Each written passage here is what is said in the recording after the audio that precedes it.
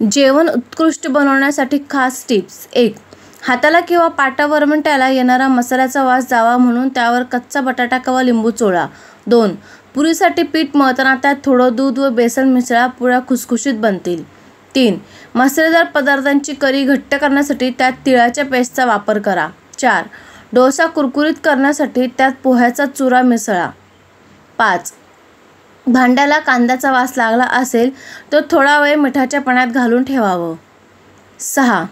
दूध उकळण्यापूर्वी पातेल्यात थोडं थंड पाणी घाला, दूध खाली लागणार नाही. 7.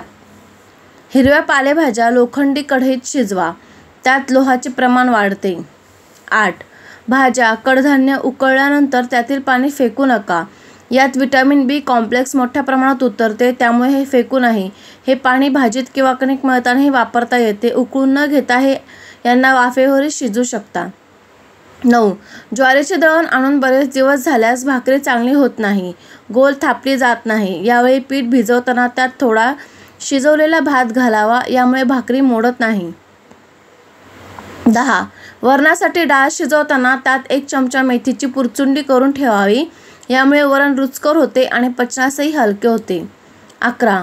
कोणत्याही गोड पदार्थात कणिकभर मीठ घातल्यास छान चव लागते. 12. गिरणीतून पीठ दळून आणल्यावर ते सर्व एकदाच चाळून ठेवावे, असे केल्याने दररोज पीठ घेऊन पटकन पोळ्या करू शकतो व पीठ चाळल्यावर खाली सांडणार नाही. 13. तूर डाळ उन्हात वाळवू नये. 14. रवा भाजून ठेवल्यास आळे होत नाही. 15. हळद पावडर घरी तयार केलेलीच वापरावी, कारण हळदीमध्ये खूप औषधी गुणधर्म आहेत. बाहेरून विकत आणली तर शुद्धतेची खात्री देता येत नाही. 16. स्वयंपाक करताना लागणारे तेल शक्यतो करडई, शेंगदाणा, सूर्यफूल, राईस ब्रॅन, ऑलिव्ह ऑइल असे वापरावे. पदार्थ तळण्यासाठी सूर्यफूल तेल वापरावे. 17. आपल्या प्रत्येक जेवणात काकडी, गाजर, बीट, कांदा हे सीझननुसार असायलाच हवे. 18. आले मातीच्या कुंडीत ठेवले तर ते खूप दिवस ताजे वापरता येते. कुंडी कोरडी वाटली की थोडे पाणी घालावे.